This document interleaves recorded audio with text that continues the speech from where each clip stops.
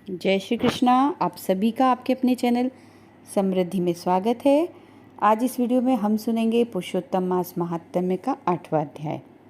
सूत जी बोले, हे तपोधन, विष्णु और श्री कृष्ण के संवाद को सुन संतुष्ट मन नारद नारायण से पुनः प्रश्न करने लगे।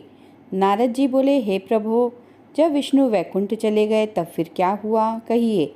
आदि पुरुष कृष्ण और हरिसूत का जो संवाद है वह सब प्राणियों को कल्याणकर है। इस प्रकार प्रश्न को सुन फिर भगवान बद्री नारायण जगत को आनंद देने वाला वृहत आख्यान कहने लगे। श्री नारायण बोले, तदंतर विष्णु बड़े प्रसन्न होकर वैकुंठ गए और वहां जाकर हे नारद अधिमास को अपने पास ही बसा लिया। अधिमास वैकुंठ में वास पाकर अत्यंत प्रसन्न हुआ और 12 मासों का राजा होकर विष्णु के साथ रहने लगा। 12 मासों में मलमास को श्रेष्ठ बनाकर विष्णु मन से संतुष्ट हुए। हे मुनि, अनंतर भक्तों के ऊपर कृपा करने वाले भगवान युधिष्ठिर और द्रौपदी की ओर देखते हुए कृपा करके अर्जुन से यह बोले।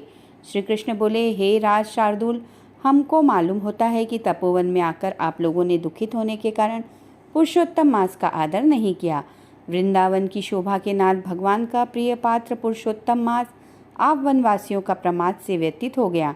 भीष्म, द्रोणाचार्य, कर्ण के भय से संत्रस्त मन आप सब लोगों के ने भय और द्वेष से मुक्त होने के कारण प्राप्त पुरुषोत्तम मास का ध्यान नहीं दिया।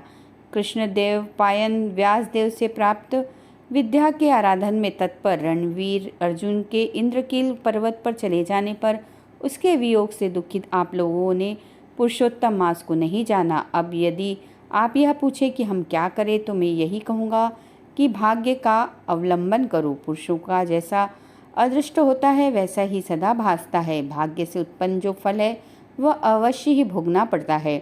सुख, दुख, भय, कुशलता इत्यादि भाग्यानुसार ही मनुष्य को प्राप्त होते हैं।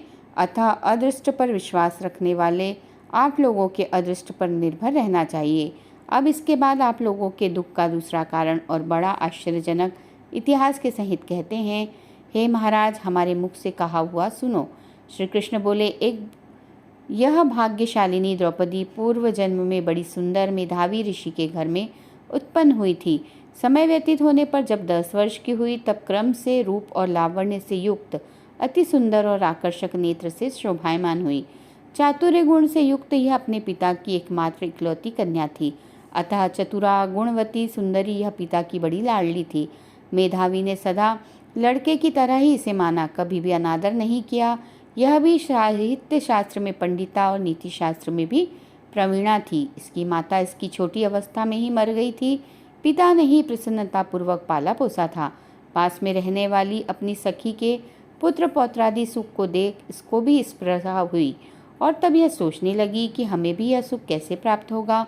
गुण और भाग्य का निधि, सुख देने वाला पति और सत्पुत्र कैसे होंगे। इस प्रकार मनोरथ विचारती हुई सोचने लगी कि पहले मेरा विवाह उपस्थित था परंतु भाग्य ने बिगाड़ दिया। अब क्या करने से अथवा क्या जानने से एवं किस देवता की उपासना करने से या किस मुनि के शरण में जाने से अथवा किस तीर्थ का आश्रय करने से मेरी मनोकामना पूर्ण होगी। मेरा भाग्य कैसे सो गया कि कोई पति भी मुझको वरण नहीं करता है। पंडित भी मेरा पिता मेरे ही दुर्भाग्य से मूर्ख हो गया है। बड़ा आश्चर्य है, विवाह का समय उपस्थित होने पर भी मेरे समान वर को पिता ने नहीं दिया। मैं अपनी सहेलियों के बीच में प्रमुख हूँ परंतु कुमारी होने के कारण पति दुख से पीड़ित हूँ। जैसे मेरी सखियाँ पति सुख को भोगने वाली है वैसे मैं नहीं हूँ। मेरी भाग्यवती माता क्यों पहले मर गई। इस प्रकार चिंता से व्याकुल कन्या मनोरथ रूप समुद्र के मोह रूप में जल में निमग्न हो शोक मोह रूप लहरों से पीड़ित हो गई। इसके पिता मेधावी ऋषि थे। कन्यादान के लिए कन्या के समान वर ढूंढने के हेतु देश विदेश भ्रमण करने के लिए निकले परंतु कन्या के अनुरूप वर न मिलने से वह अपने मनोरथ में निराश हुए।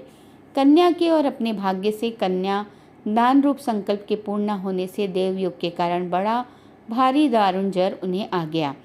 सब अंग ऐसे फूटने लगे जैसे समस्त अंग टूट टूट कर अलग हो जाएंगे और ज्वर की ज्वाला से व्याकुल हुए श्वास लेते हुए महादारुण मूर्छा से मदिरा पान से उन्मत्त की तरह पैर लड़खड़ाते गिरते पड़ते किसी तरह घर में आए और आते ही पृथ्वी पर गिर पड़े।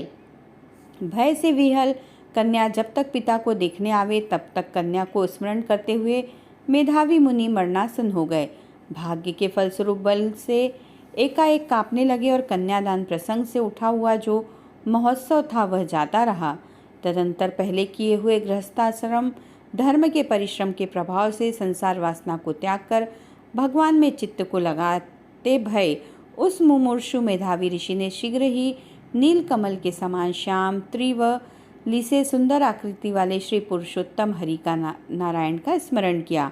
हे रास के स्वामी, हे राधा रमण, हे प्रचंड भुजदंड से दूर से ही देवताओं के शत्रु दैत्य को मारने वाले, हे अति उग्र दावानल को पान कर जाने वाले, हे कुमारी गोपिकाओं के उतारे हुए वस्त्रों को हरण करने वाले, हे श्री कृष्ण, हे गोविंद, हे हरे, हे मुरारे, हे राधेश, हे दामोदर, हे दीनानाथ, मुझ इस संसार में निमग्न की रक्षा कीजिए। इंद्रियों के ईश्वर आपको प्रणाम है।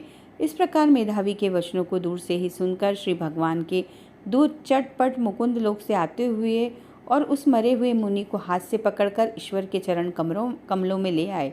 इस प्रकार अपने पिता के प्राणों को निकलता देख वह कन्या हाहाकार करके रोने लगी और पिता के शरीर को अपनी गोद में रखकर अति दुख से विलाप करने लगी।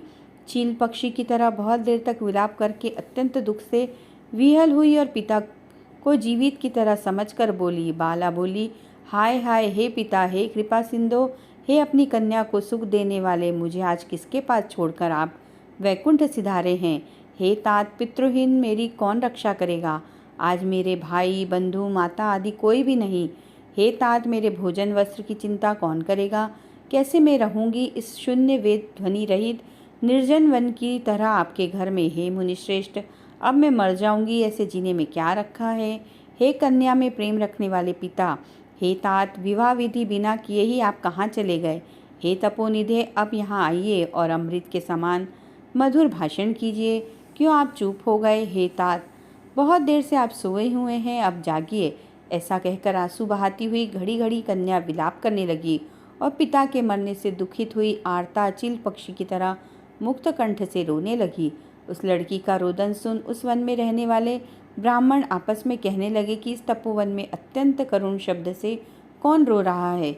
ऐसा कहकर सब तपस्वी चुप होकर यह मेधावी ऋषि की कन्या का शब्द है ऐसा निश्चय कर घबराए हुए हाहाकार करते हुए मेधावी के घर में आए और वहां आकर सबने कन्या के गोद में मरे हुए मेधावी ऋषि को देखा और देखकर उस वन में रहने वाले सब मुनि भी रोने लगे और कन्या की गोद से शव को लेकर शिव मंदिर के पास शमशान पर गए। वहां काष्ठ की चिता लगाकर विधि से अंत्येष्टि कर्म कर उसका दाह किए।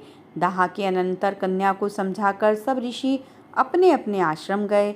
इधर कन्या भी धैर्य धारण कर यथाशक्ति क्रिया के लिए द्रव्य खर्च करती हुई इस प्रकार पिता की मरण क्रिया को करके कन्या इसी तपोवन में निवास करने लगी और पिता के मरण रूप दुखाग्नि से जली हुई रंभा की तरह व्यथित होती हुई एवं बछड़े के मर जाने से जैसे गौ चिल्लाती है और खाती नहीं दुर्बल होती है, वैसे ही यह बाला भी दुखित हुई। इति श्री वृद्ध नारदीय पुराणे पुरुषोत्तम मास महात्म्ये श्री नारद नारायणे संवादे कुमारी विलापो नामस्थो अध्याय। बोलिए पुरुषोत्तम भगवान की जय, विष्णु भगवान की जय। तो यह था अधिक मास महात्म्य का 8वां अध्याय। वीडियो अच्छा लगे तो प्लीज़ उसे लाइक करें, फ्रेंड्स और फैमिली में शेयर करें। चैनल पर यदि नए हैं तो प्लीज़ चैनल को सब्सक्राइब करें। मिलेंगे पुरुषोत्तम मास के अगले अध्याय में, तब तक के लिए जय श्री कृष्णा, राधे राधे।